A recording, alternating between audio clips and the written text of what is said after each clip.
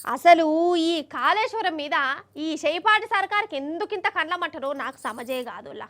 KCR sir Kaleshwaram project start చేసినప్పటి సంధి ఒకటే ఏడుపు ఒకటే ఏడుపు. ఈ ఏడుపు పాడుగాను వాళ్ళ ఏడుపే మన ఎదుగుదల అన్నట్టు వాళ్ళెంత ఏడిచిరో రైతులంతా సంబరపడ్డారు.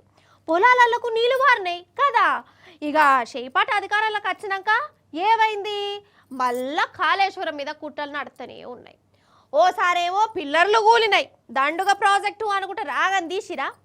ఇక ఇప్పుడు కాళేశ్వరం ప్రాజెక్టు పనికే రాకుండా చేసి ఉపాయం పెట్టుకున్నారని అనిపిస్తుంది.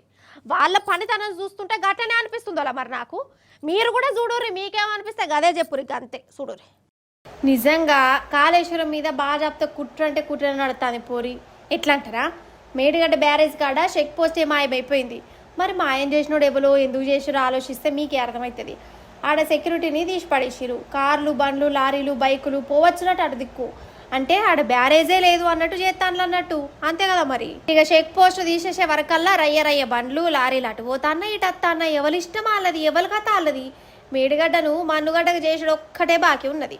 అగర్స గిట్ల రాకపోకలు నడితే బ్యారేజ్ కొట్టుకపోదా, దాని మీద వజన్ పడద్దనే కదా ఇక చెక్ పోస్టులు అవి పెట్టింది. కానీ వీళ్ళేమో గిట్ల చేయబట్టే.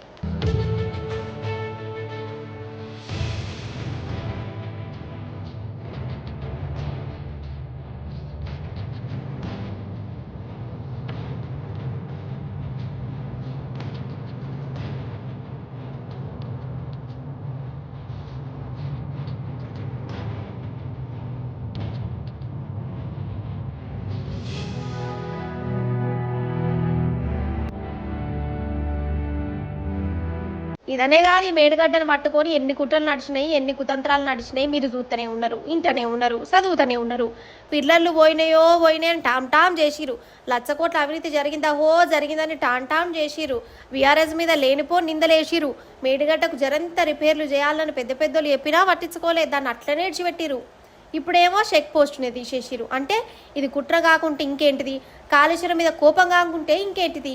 గన్ని కట్లు పెట్టి గంత కష్టపడి కట్టిన ప్రాజెక్టును ఖాళీ కేసీఆర్ సార్ మీద కోపంతో, కుళ్ళు మంటతనంతో, కండ్ల మంటతనంతో సత్యనాశ చేసుడు. గిదేం తరిక, గిదేం పాలన, ఇదేం పనితనం అని గరమైతురోళ్ళ చుట్టుముట్టున్న ఊరి జనాలు.